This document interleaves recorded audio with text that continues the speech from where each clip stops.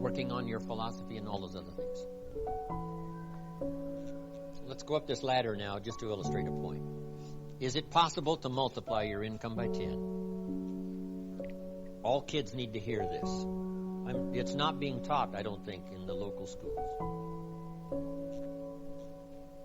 You have to come to a Jim Rohn seminar to hear this.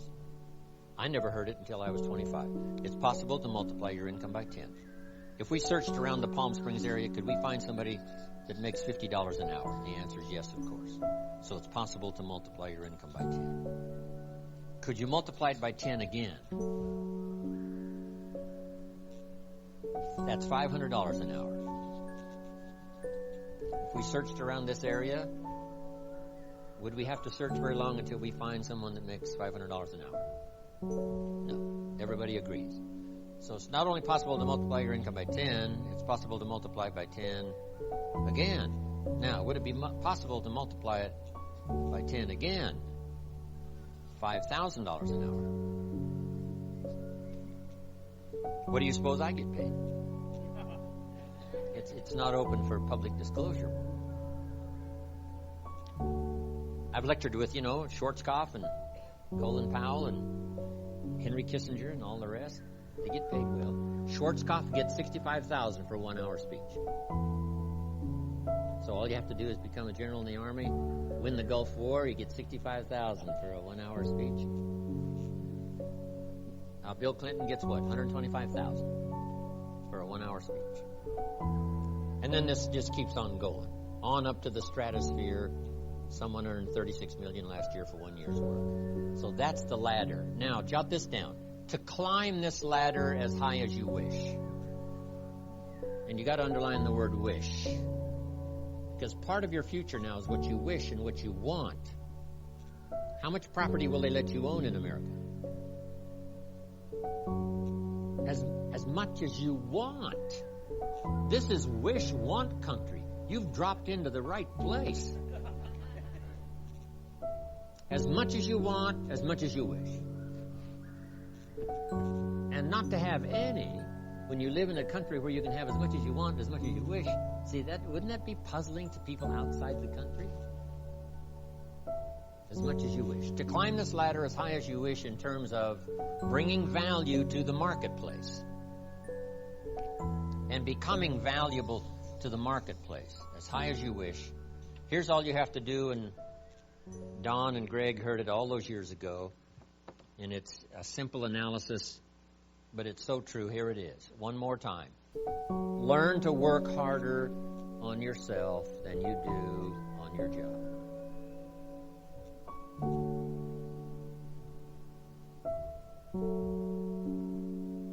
That's the simple philosophy that changed my life forever, starting age 25. If you work hard on your job, you can make a living, which is fine. If you work hard on yourself, you can make a fortune, which is super fine.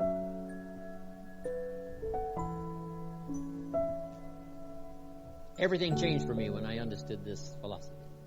I didn't mind working hard on my job. But things didn't seem to change that much. Then I started working hard on myself to qualify. So let me put it in a philosophical phrase now. This is worth the price of whatever it costs for you to be here today. Here it is. Success is something you attract by becoming an attractive person. Success is not something you pursue. It's something you attract by becoming attractive. Here's what we teach in leadership. To attract attractive people, you must be attractive.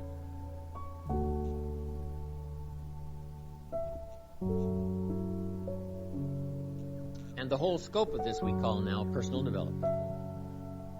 You can have more than you've got because you can become more than you are.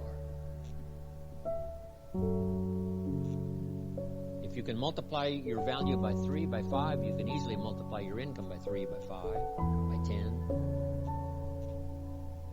But the key to doing it is to work hard on yourself. What is that? Oh, right. you can have more than you've got because you can become more than you are.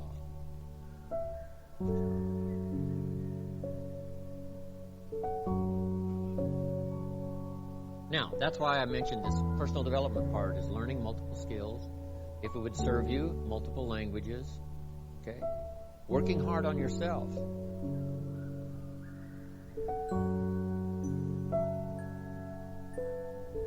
know, people are fun to work with. The key sometimes it's not fun to work with is yourself. How come I'm reluctant when I should be excited? Right? You just go through this dilemma. The work we do is fairly easy. Mr. Schoaf, my first mentor, taught me. You know, the world is mostly full of real nice people. In fact, he said there's only about 11 or 12 real nasty, miserable, horrible people in the whole world. Now, he said they move around a lot. So you're bound to find one once in a while. But if you found one, you say, hey, there's only 11 more like you. I can handle that. I mean, there's not 1,000. But here's the big challenge, working hard on yourself. Personality and temperament and mindset. We talked about culture.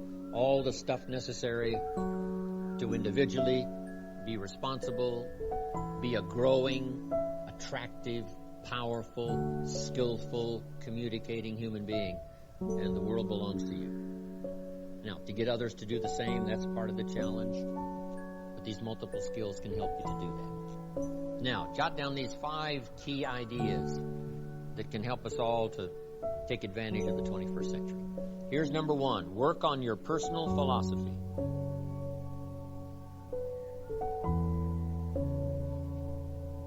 Your personal philosophy is like a guidance system. Personal philosophy, a guidance system.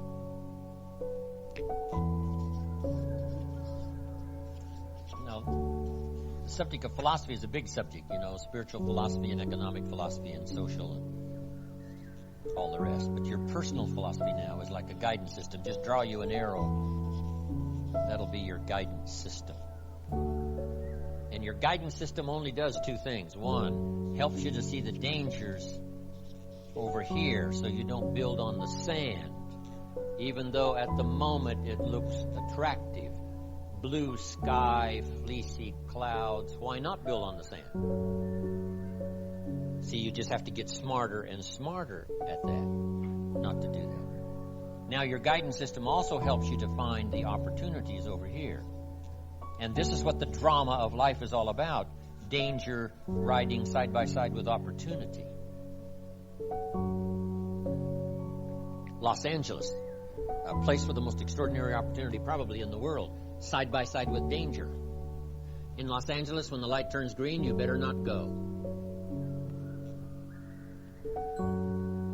Wait 2 or 3 seconds for those maniacs, right, that are running the red light.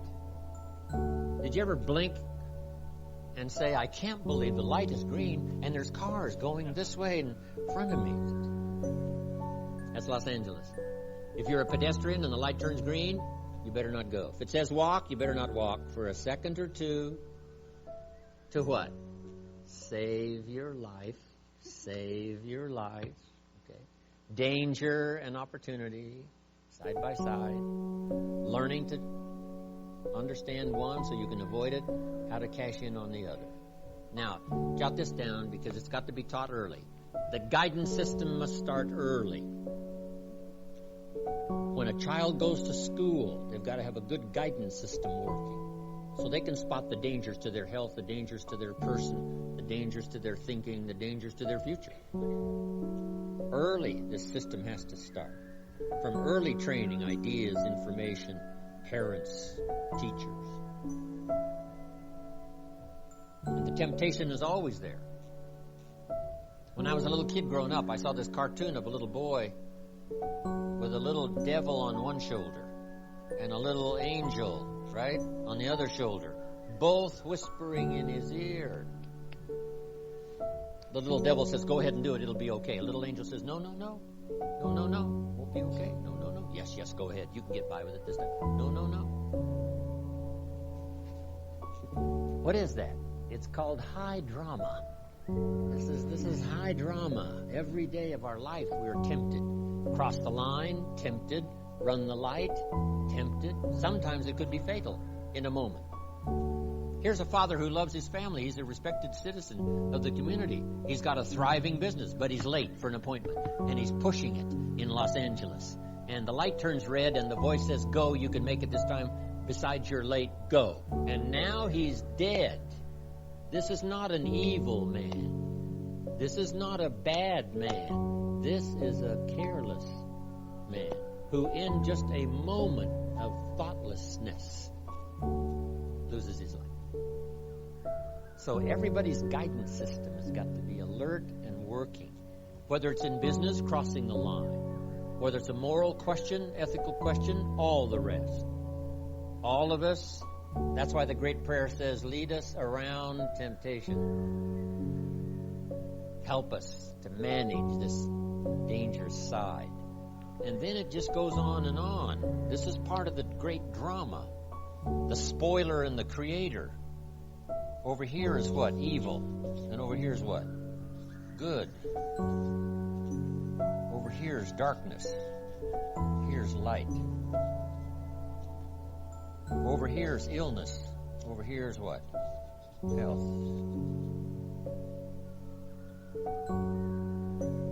Over here is death. Over here is what? Life. Here's tyranny. Liberty. Why this drama?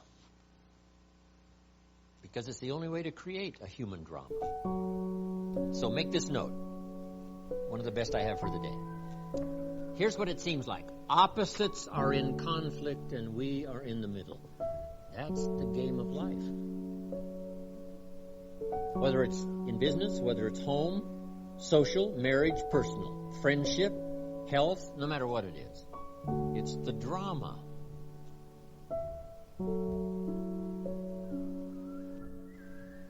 In your bloodstream, there are red corpuscles to nourish and give life like a mother, and white corpuscles to fight and kill like a father. And you got to have both. Thank God for white corpuscles that think negative all day. White corpuscles say, just show me some infection, I'll kill it. Because if I don't kill it, what? It kills you. Somebody's going to get killed today. White corpuscles say it's up to me to make sure it's not you. So the war is going on. Friendly bacteria and unfriendly bacteria. This is the game. But what if you picked up a book and the first chapter said, everything's fine. Second chapter, everything's fine. Third chapter, hey, everything is just fine. Fourth chapter, everything's fine. Would you finish the book? And the answer is no. What kind of a book is this? That is not the book. First chapter, the war is on. Let me read the second chapter and the third chapter. Isn't this the deal? Let me give you the last illustration. Would it be possible to win if you couldn't lose? And the answer is no. This is called winning and losing.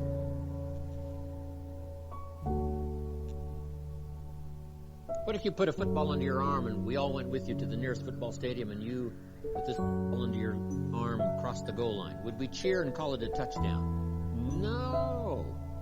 It's not a touchdown until you face the 300-pounders that want to smash your face in the turf.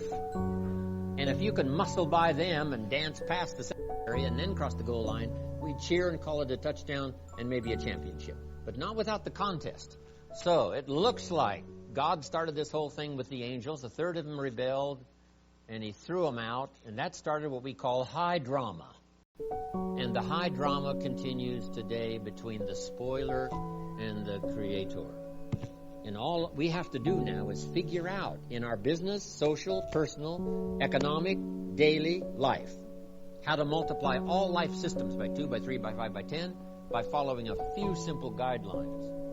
One is understanding, first of all, philosophy being like the set of the sail on a sailboat. The winds are always blowing, contrary winds and political winds and social winds, familiar winds and unfamiliar winds, and upside down winds and storms like hit Florida. So the wind is always blowing.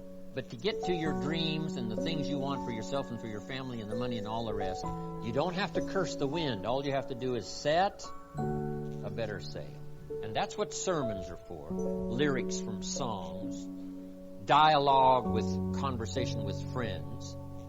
And that's what classes like this are for, is to help keep setting better sail so that no matter what happens in 2005, 2006, 7, 8, 10, you will get so good at setting sail that no matter what winds blow, it still takes you toward your destination. That's called the high drama and the game of life. That's it. Making sure you're not building on sand. Making sure your casa grande is built on the rock. It starts with personal philosophy. Now, to develop personal philosophy, and only humans have this remarkable ability. Every form seems to be driven by instinct and the genetic code, except human beings. In the winter, the goose flies south because he's a goose. What else could he do? But not true human beings. Human beings go north, south, east, west, all by choice. Human beings can live one way for 5 years, tear up that script, live another way for the next 5 years. You can tear up the old script and design a new one, starting at this convention. And you can change a little, or you can change a lot. Here's what's extraordinary about human beings. Let's say that you're here. Just draw your little star, you're here. And it looks like if you keep going like you're going, in 5 years you're going to be here. Just without kidding yourself. Looks like if I keep up my present daily activities and all, looks like I'm going to be here in 5 years. And you're not happy with this 5-year destination. Would it be possible to set a new 5-year destination and say, I would much rather be up here in 5 years than where it looks like I'm going to be in 5 years? Is it possible to make that design, make these little necessary corrections here, errors and judgment corrected and all that, and start going this way and wind up here in 5 years instead of here? Is that possible? And the answer is yes. And it's all a matter of personal choice. Right? You can change a little or you can change a lot. You can go with the old script or with the new script. Either one. At age 25, I decided to tear up the old script. My mentor said, Mr. Rohn, you've been working 6 years. How are you doing? I said, not very well. He said, I suggest you not do that anymore. That's a pretty simple analysis. He said, couldn't we go over the last 6 years and find out where your errors in judgment were? And couldn't we correct those and invest that correction in the next 6 years? I said, I guess we could. That's what we did. That's how I went from pennies to fortune. Incredible. Only humans can do this. See, if you were a tree, you'd be stuck. Right? If you used up all the nourishment around you, couldn't move, then you would die. But that's not true. So, however much you want to change, that's up to you. But see, if there's a class and you don't take it, and a skill and you don't learn it, and a discipline and you don't try it, and if there's a possibility and you don't explore it, then who are we going to blame? Nobody but yourself. This is the land of extraordinary opportunity. So jot this down in case some of you have to leave early. I've got to leave in about 35 minutes to rush away. I wish I didn't have to, but that's the way it is for today. Jot this little phrase down, and it wouldn't hurt to memorize it. I'll give you time to write it down. Here it is. From testimonials and personal experience.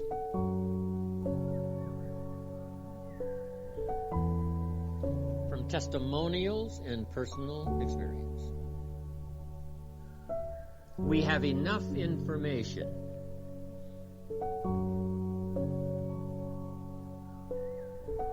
to conclude that it's possible to design and live an extraordinary life. It's possible to design and live an extraordinary life.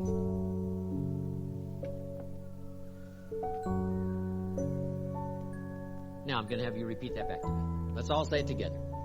From testimonials and personal experience, we have enough information to conclude that it's possible to design and live an extraordinary life. I'd like to have you remember that for the rest of your life. We are surrounded by testimonials. And all of you wouldn't have arrived here if you didn't have sufficient personal experience.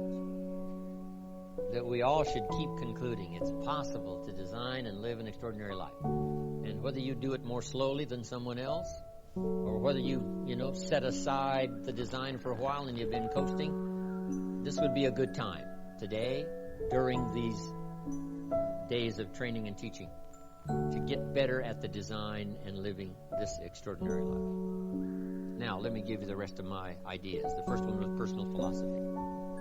Learning to judge between darkness and light. Then here's the key, to cooperate with the positive side. It's like your health. Just learn to cooperate with the positive side.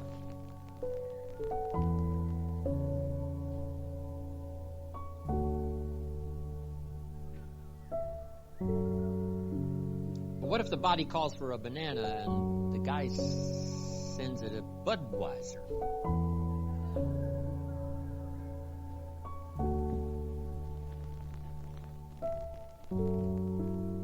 Good health calls for a banana. Now, if you sent the wrong material, couldn't the body now say, whose side are you on?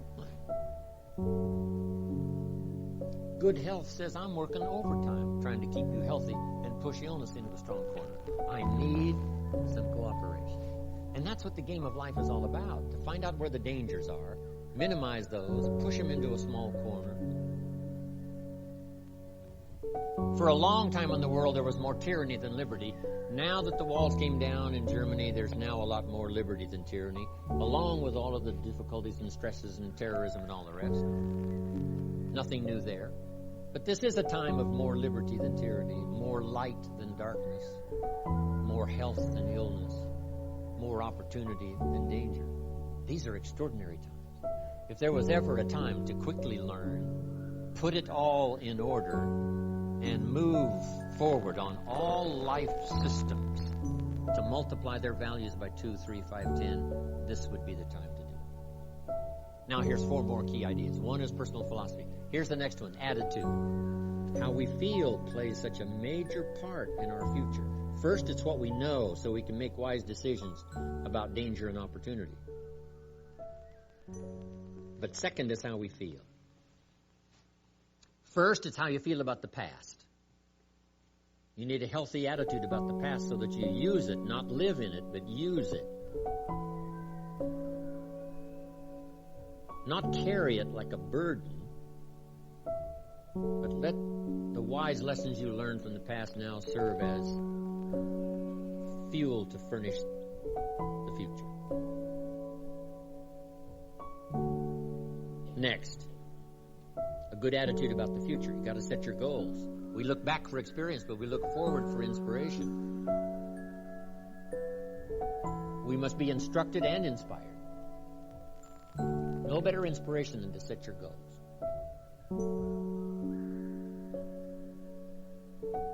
I started this process when I was 25. Literally rocked my world, changed my life. I had no idea it was so simple. Here's how simple it is. Decide what you want, write it all down. Make a list of the people you want to meet. Make a list of the books you want to read. Make a list of the classes you want to take. Make a list of the skills you want to learn. Make a list of the cities you want to visit. Make a list of the investments you want to have. Just make these lists. Here's the next key now. Start checking them off. Put a lot of little things on some list so you can start checking off something right away. That's part of the fun. Here's what's next. If you check off something major, celebrate. Because that inspires you to make a longer list of goals.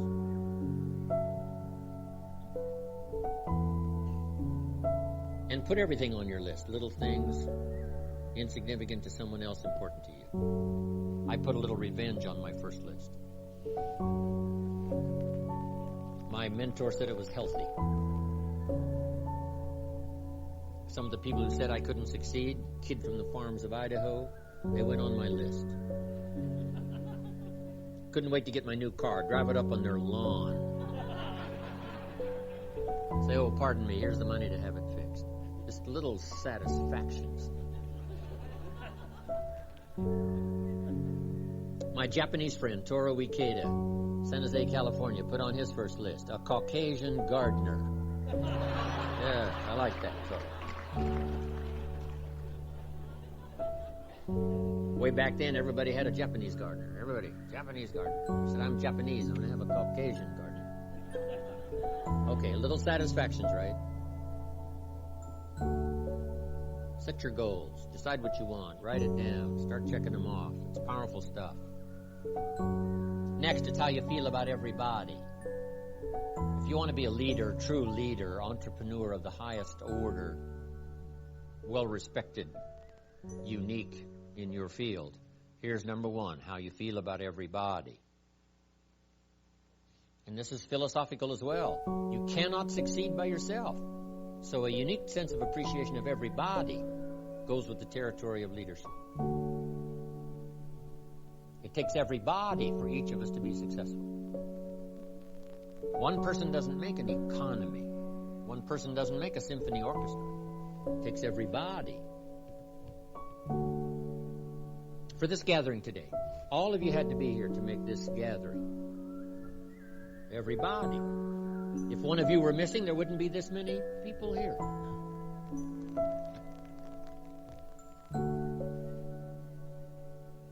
Everybody to make something work. For the office. Whatever. The enterprise takes everybody. The gift of America is everybody who came over the last 200-300 years, bringing with them their gifts. No country has become such a depository of the gifts of the world like America has over the last 200-300 years.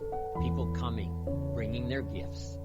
Gift of language, gift of learning, gift of politics, gift of government, gift of medicine, gift of healing, gift of music,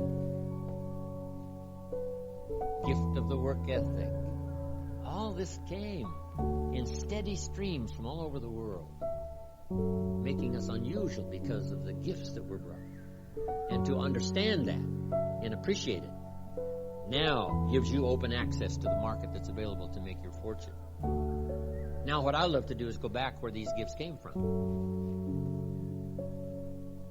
Not long ago I was in Rome. I had 1,000 people in my class. Someone suggested, Jim Rohn loves the music of Andrea Bocelli, the blind opera singer from Italy. So when they introduced me, I walked to the podium and all 1,000 of these Italians stood up and sang for me one of Andrea Bocelli's songs. In true Italian style. Tears. I described it to my grandchildren later. I said, here was the scene. A choir of 1,000 and an audience of 1. And that was me. I thought, here's where some of these gifts came from. The gift of poetry. The gifts. So learn to appreciate the gifts. Now the last attitude is how you feel about yourself. Nothing more powerful than self-esteem, which creates self-confidence. The greatest steps towards success come from self-confidence. And that comes from self-esteem. Doing what you know you should, so that at the end of the day, you have high self-esteem. That's attitude. Now here's the third of the 5 ideas. 1 was personal philosophy. 2nd was attitude. Number 3, activity. The activity now is the work part, the labor part. The old formula says 6 days of labor, 1 day of rest. Don't rest too long. The weeds take the garden. But here's what else to remember about the 6 days of labor. They are miracle working days. That's how you turn nothing into something. You cannot speak it into something. You know, some are trying affirmations, but that's silly. I do believe in affirmations as long as you affirm the truth.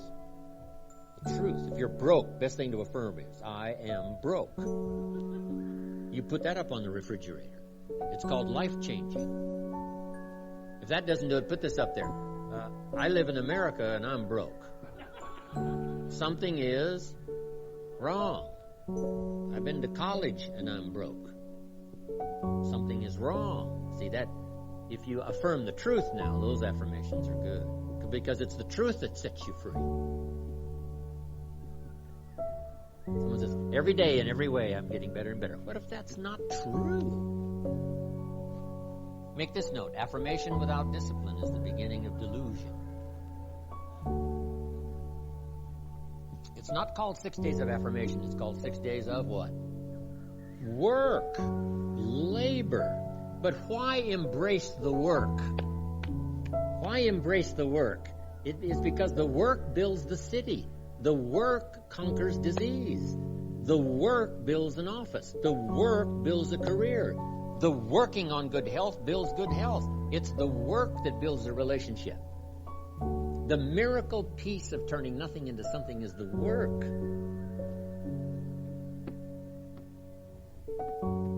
So embrace and look forward to the work that changes nothing into something. Ideas and faith into reality. Wisdom and faith, uninvested in activity, serves no purpose. But wisdom and faith invested in action, activity, creates cities, creates careers, creates fortunes, creates all good and marvelous things that humans can enjoy. The activity, the work, embrace the work. I must come here to be of some value to all of you and do the work of language, the work of words, ideas put in phrases that can be understood, maybe create some enlightenment from it. So I must come and do the work. But if I do the work, some new stories may come spinning out of this session here today. I hope so. So, 6 days, have you got that now? 6 days work, 1 day rest. Don't rest too long, the weeds take the garden. Don't get these numbers mixed up now. 6 and 1. Okay. Now, here's the last two. The next one is measure progress. Because if you're going to play the great drama game of life, the key is to keep measuring progress to see how you're doing. How's your health doing? How's your income doing? How are your investments doing? If you're building a house, how is it coming along? What's going on? Measuring progress. That's what we call the name of the game. Here's how we teach it to our children. You must make measurable progress in reasonable time. It's about as simple as you can put it to the kids. You're required to make measurable progress in reasonable time. Now, we must be reasonable with time. You can't say to someone every 5 minutes, how are you doing now? 5 minutes later, how are you doing now? This guy says, I haven't left the building yet. Give me a break. So 5 minutes to ask for a count or a measure is too soon. 5 years is too long, too late. Too many things can go wrong. So, reasonable time. Here's reasonable time. 1, at the end of the day. Don't let more than a day go by with what you check and measure some things. Count, measure, take a look at. My mama taught good health. I've been healthy all my life. My papa lived to be 93, never did retire. When he died, his paycheck was waiting for him. Mama was good. Mama said, an apple a day, not once in a while, apple a day. I've modified it a little. Apple juice, apple pie.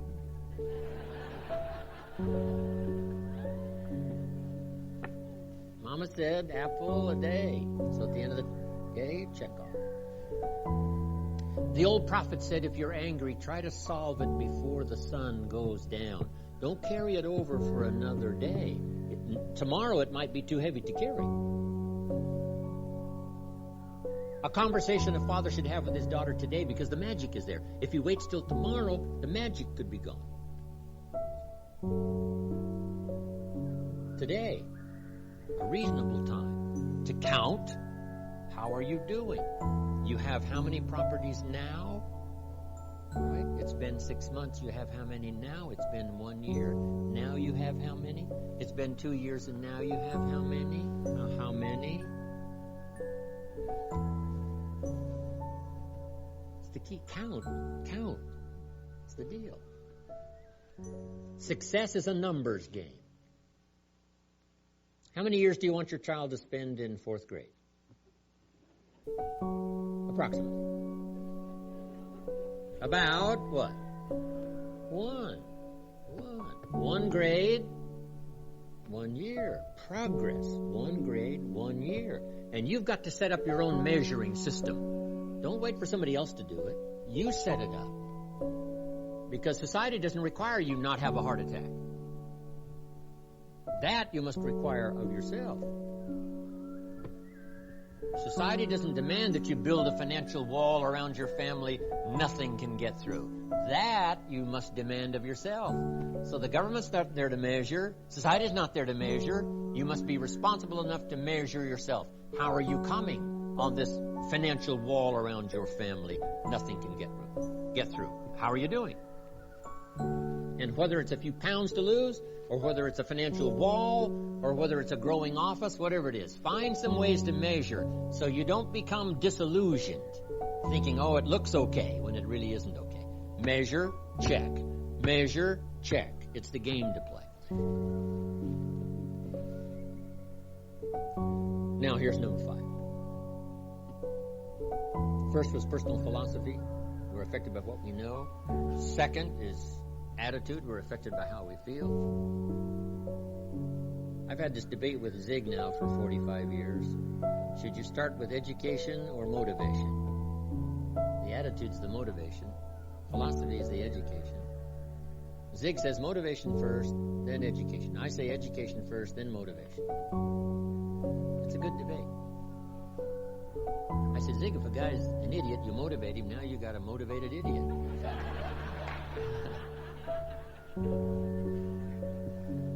So score 1 for me. But now Zig comes back. Here's what Zig says. Yes, but you have to be motivated to be educated. I said, well, that's very good. That's very good. So our debate continues. But you need both. Philosophy, guidance system, set sail so that no matter how the wind blows in the next few years, you'll be okay. Because you've learned to set sail, adjust, learn, study, grow, take notes like you're doing today. The hard work of learning is just as hard for you to learn and study today as it is for me to lecture. Both of it's hard work, but it's the work that pays extraordinarily well. Okay, then number 3 was activity. This is the miracle piece, the 6/7 of your life. 6/7 engaged in activity that creates career, creates a relationship, creates a city, builds the future, creates wealth, power, influence, all the rest. Activity. Then measuring progress. Don't kid yourself. Don't be deluded into thinking things, oh, it looks okay. You know, the bank's full of money. That may not be the only sign to check. The old prophet said, the vineyard looks good, but make sure you check for the little foxes. The little foxes that can't be seen, that are eating on the vines, spoiling the vines. The little foxes. So that you don't build on sand, build on rock, save the day in the future. Now here's the last one, and it's called lifestyle. Because the essence of life is not a Ferrari or a bank account. It's not $1 million. Here's the essence of life. Learning to live a good life. To design and live an extraordinary life. Let me give you my short list. I think comprises a good life. Learning to live a good life. Number 1, productivity. And it doesn't matter if you're a person of modest means or wealthy. Productivity is the name of the game. That's what biggest share of our life is to produce, to produce. The old prophet said, the sleep of a laboring man is sweet. The sleep of a working person is sweet. A producer, not a drifter. Not the sleep of a goof-off man, no. Not the sleep of a joker, no. The sleep of a producer is sweet. Second, friendship. Friendships that endure. Don, great. We go back, 27, 28 years? Long time. Good friends.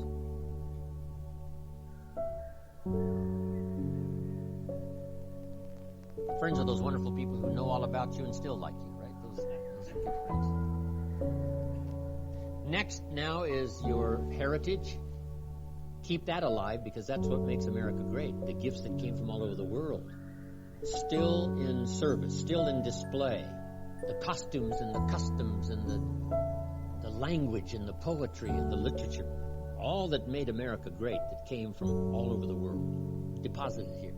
Keep that alive and growing. Language, music, customs, fiestas. All the good things that come from your culture, your heritage. That keep America lively, unique. There's nothing like it in the history of the world. 6,000 years of history.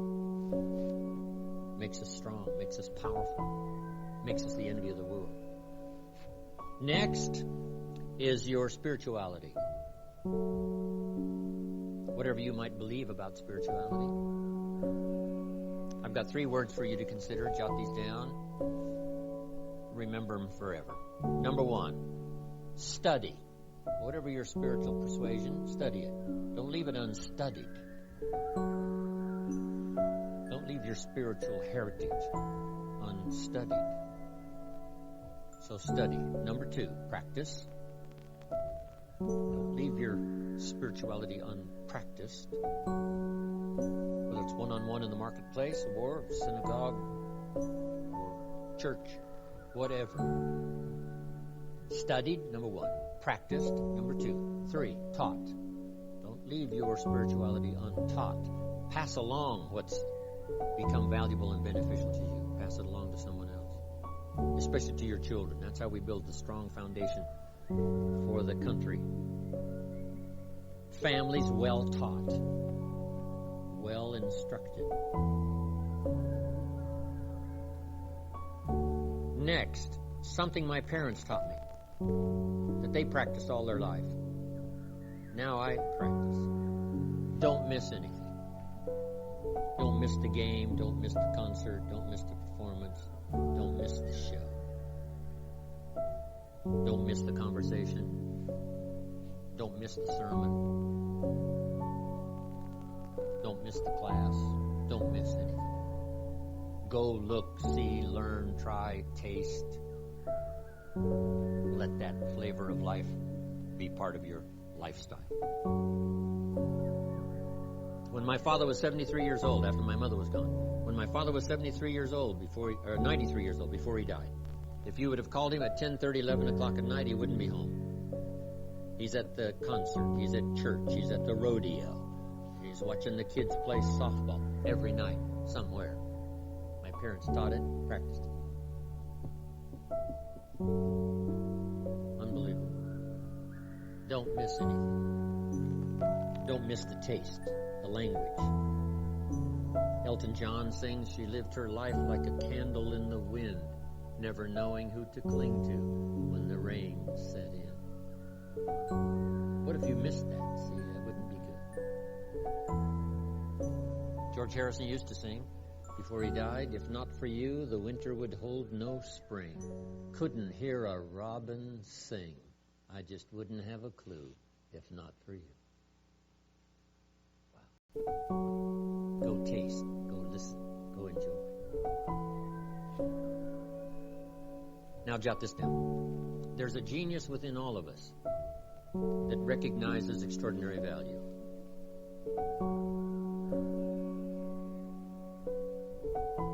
Besides Greg and Don and, Tony and a whole long list of others, Mark Hughes, some of my claims to fame, a name maybe you might recognize, Ann Geddes. Does that name ring a bell? Especially for the women? She takes photos of these little babies in different settings, right? That's Ann Geddes. She started attending my seminars like this in Australia 26 years ago. And she says, Jim Rohn seminars changed my life. She's been to the 2-day weekend seminar and all the rest. I got to know Ann and her husband. Now she's really famous and rich. We were celebrating her extraordinary visit to New York with a friend of mine. We were in New Zealand. And Ann and her husband and Terry Butler, a friend of mine in Australia, and myself, the four of us, were celebrating Ann's New York success.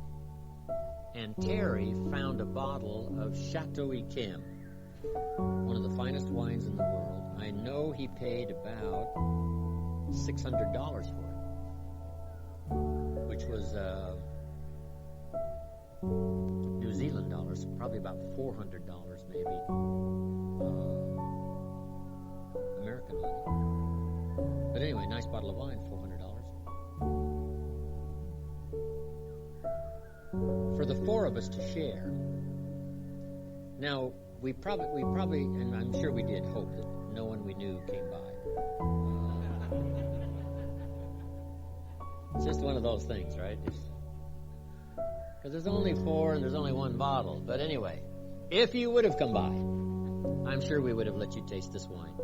And if you would have tasted this wine, here's what I'm sure you would have said. I'll bet this wine costs $400 a bottle. That's what you would have said. Something called the genius within would have recognized something extraordinary, even though you're not a wine connoisseur. Something would have told you. That's what poetry's all about. Somebody that puts the words together and you say, wow, that is extraordinary. That is fine. Music, language, conversation, learning to recognize the extraordinary in the film. So I'm asking you to do that. Go see, go look, go taste, go enjoy. Now, one last thought. And my time of departure has finally arrived, and I have to slip away. I wish I could stay and visit the rest of the day, but I do have to go. Here's the last part. God says, now I'm an amateur on God, but here's my best shot. God says, if you will plant the seed, I will make the tree. Probably one of the best arrangements ever. What if you had to make the tree? See, that'd keep you up late night trying to figure out, how do you make a tree? God says, no, don't worry about that. I got the tree stuff down. But I've always wanted, I didn't want to be alone. That's why I created all those angels, even though the big drama occurred. I still like to work, right, with humans that are interested in working together. So let's work together. And I think that's the deal. God says, you plant the seed, I will make the tree. So here's my last bit of language. And it says, we have a chance to participate in the working of miracles. We have a chance to participate in the working of miracles.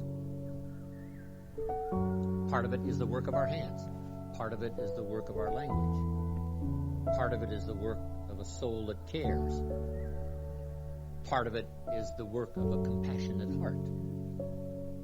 Doing extraordinary work that affects other people's lives in building enterprise, fortunes, future, communities, church. We do good work. So, God bless America in our journey into the future as we do our work to contribute to society, and hopefully it'll all help us to do incredible things as a country to compete among the nations of the world so that America can continue to bless the rest of the world. But thanks to Greg and Don one more time for inviting me for a chance. Next time I see you, my therapy will be complete, and I will be back to 100% physically. And until then, God bless. See you next time. Dream on, everybody.